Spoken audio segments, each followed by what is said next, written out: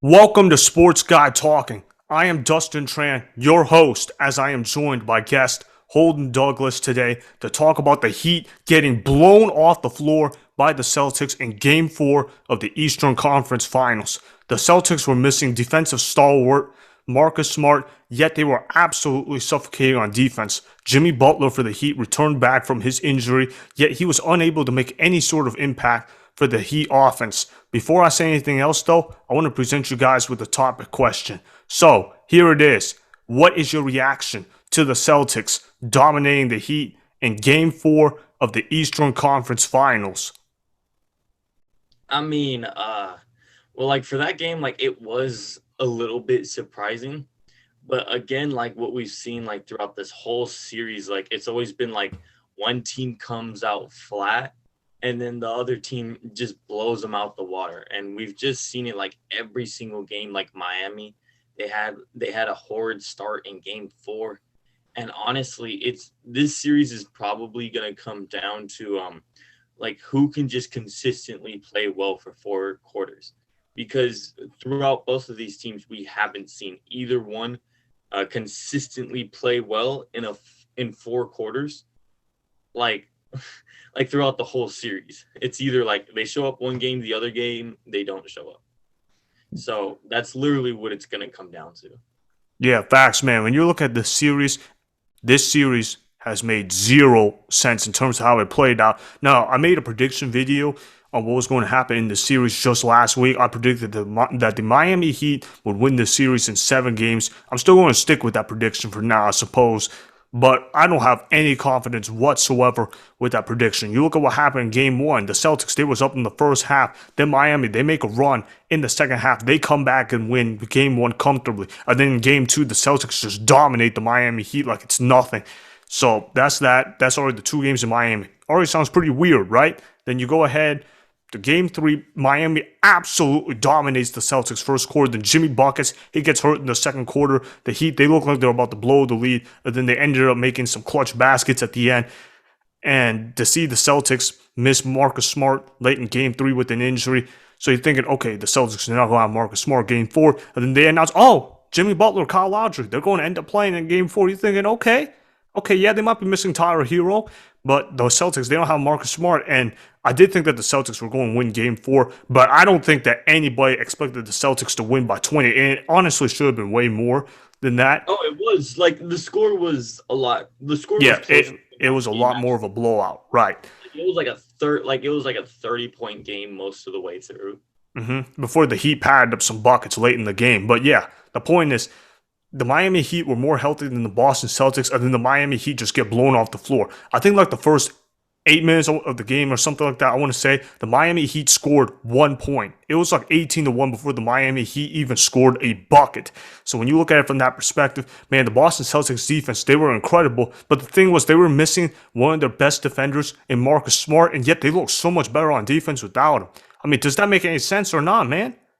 I mean, it's kind of like no, they're not a better defensive team without Smart. It's just like how it is in a game situation. So just like in game four, like Boston was like, hey, like it's kind of like on the line because like had they have lost game four and then they go down 3-1 heading into Miami, then you're looking at that and it's like, okay, it's probably like our season's probably done. So I think they just came out with more intensity. They just came out defensively ready to go, and then I think Miami like they started the game so horribly that pretty much like set them back the entire way. And we actually saw that against Boston in game three, where it's like they tried to score some late time buckets, but they had such a bad first quarter, it was already over.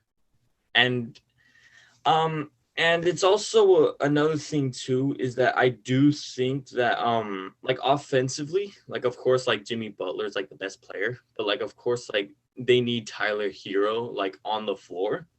Like obviously like Smart and Hero, like those are like the X factors of both teams. So we're gonna like because I think both of those players I believe are day to day. So I think another thing too is like if both of those guys are ready, we have to see it's gonna be this series is basically going to come down to probably just role players, like who's gonna have like a big game, like who's gonna step up, who's gonna be like the unsung hero. Because I truly do think that whoever comes out of this series is going to give Golden State a lot of problems. So, but we have to see just who can be consistent.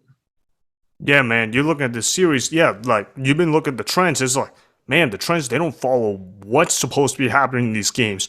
I feel like every time we learn something new about the Heat and Celtics, we might as well just unlearn it because something else happens. And then you look at how the Miami Heat, Kyle Lowry, he's been in and out of the lineup, all NBA plus, because he's been dealing with the hamstring injury. Marcus Smart, he's been in and out of the lineup this playoff series as well. Al Horford, he missed game one of the NBA playoffs. Robert Williams missed game three. So you would think that it would come down to health, but with the way how the series has been playing now, man, health might not necessarily be a correlation. I think right now, a home court advantage, it might not even necessarily matter. It just might matter in terms of who can start the game better because right now, this series has been very physical, and there's been, like I said, zero correlation as to what's been happening. The Miami Heat, in Game 4, they made 14 of 36 threes. That's 38.9%. However, don't let that stat fool you. If you actually watched the game, in Game 4, you saw that the Miami Heat, they kept missing three-point shots all the time. And to put things into context, here's the stats for the starters from the three-point line. Kyle Lowry was the only one to make a three-point shot out of the 5 people in the starting lineup. They went 1 of 10 from the three-point line. Their starting group, that's not going to cut it. And you could see that Coach Spoelstra, he pulled out his starters pretty early because Bam Adebayo, he played the most minutes out of the starters, but it was only 28 minutes. That's very low for NBA playoffs. All right. And you're looking at some of these. Oh, I was just gonna say, like, yeah, like a lot of that, like I do agree, like a lot of that was just garbage time buckets. Like it's literally like those threes came in like when it literally didn't matter. Mm-hmm. And truthfully speaking, the second unit for Miami actually looked less terrible than the starters. Well, the second unit didn't look good either, but their starting unit, oh my goodness, this Miami Heat starting group, they looked really horrible. I mean, PJ Tucker, he scored 0 points in 21 minutes. Max Struss, he's been really good shooting the three ball, but not in Game 4. He scored 0 points. Kyle Lowry, he scored 3 points. All right, Bam Adebayo led the starters with 9 points. The only guy that seemed to remember that there was even a Game 4 happening was Victor Oladipo for the Miami Heat. He played 30 minutes. He ended up scoring 23 points, was a +4 on a plus-minus rating. So he seemed to be the only one that even seemed to remember that there was a game. Other than that, the rest of the Miami Heat team, they seem to be satisfied that you know what, we already got 2 wins. Let's make it 2-2. Save our energy, head back to Miami for Game 5. Because that's the mentality that this Miami Heat team played. So the way I'm seeing it, that's exactly what happened in the Boston Celtics. If I'm a Celtics fan, I'm actually kind of concerned with this blowout victory in Game 4 because we saw the Heat play as bad as you could have possibly realistically seen. And they only won by 20. It's not like they were even that good themselves. They only knocked down 8 3-pointers. They went 8 of 34 from the three-point line. That's 23.5%. That's not going to cut it more often than not. And then they saw Jason Tatum shoot 16 free throws alone. That's a lot of free throws. He shot more than the entire Miami Heat team from the free throw line. The Heat only shot 14 free throws, but Jason Tatum, he shot 16. That's a whole ton of shots, man. And the Celtics, they only shot 39.7% from the floor overall. More often than not, that's not going to cut it. So if the Miami Heat were already this unfocused and they were already playing this badly and the Celtics didn't seem to be much better, I'm kind of concerned with the Boston Celtics because the Celtics should have won this game by 40 if they actually played well. So the way I'm seeing this, I think that I got to be concerned in terms of both teams. So let me go ahead and wrap up this topic. Let's ask for predictions. All right, so who do you think is going to win this series moving forward and how many games? This is a hard series to predict because like there aren't really like one things I could say like, oh, Boston has the advantage at this and Miami has the advantage at that.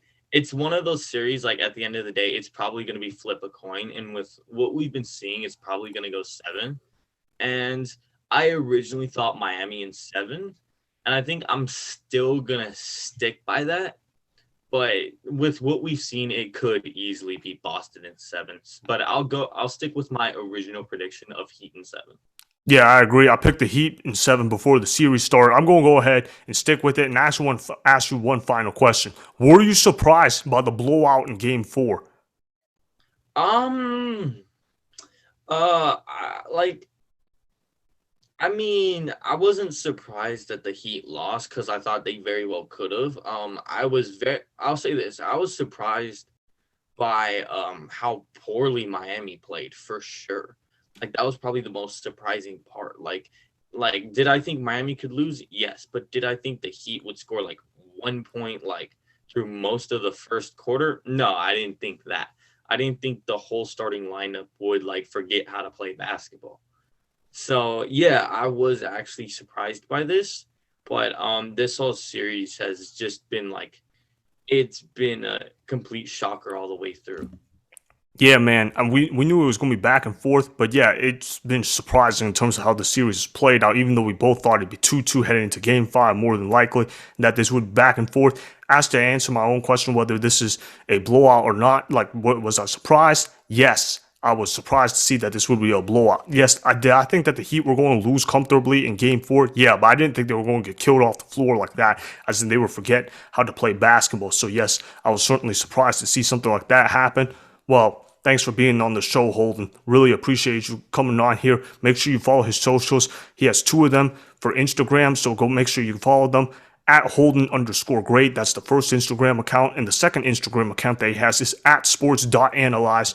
He gives you great sports analysis involving the games of football and basketball. And you guys can also look at his Instagram to see what's he been thinking about the game of basketball, particularly in this series with the Miami Heat and the Boston Celtics.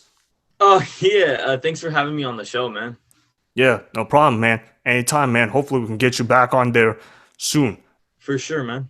Yeah, definitely. See ya, bro. All right, man. Yep. Bye. That was Holden Douglas that you guys just heard. All right, so he was surprised to see the Boston Celtics blow out the Miami Heat the way that they did in Game 4. I'm also surprised as well. We're also both going to agree that the Miami Heat will still go on to win this series in 7 games, but with the way how the NBA playoffs have been shaping out, particularly in this series, anything is a given. So that is why the Celtics dominating the Heat in Game 4 was weird to see, considering the circumstances around both of those teams. Still, though, I will stick with my original prediction of Heat in 7 for this Eastern Conference Finals series. Remember, go ahead and subscribe to Sports Guy Talking, like the video, and please comment down below. If you guys do that, I may shout you guys out in a future video. Make sure to follow me on Instagram at Dustin Tran and at Sports Guy Talking. Also, go follow me on Twitter at Dustin Tran. Again, go ahead and do those things that I just told you guys to go do. Hopefully, you guys enjoyed the content that was just produced. Peace out. I hope you enjoyed that video. Want more Sports Guy Talking, the home of great sports content? Make sure you click that subscribe button to get the latest from Sports Guy Talking. Go ahead and like the video. Comment down below. Check the description box on the video in order to follow my Instagram and Twitter. Also, be sure to check out more of the best clips from the YouTube channel, Sports Guy Talking.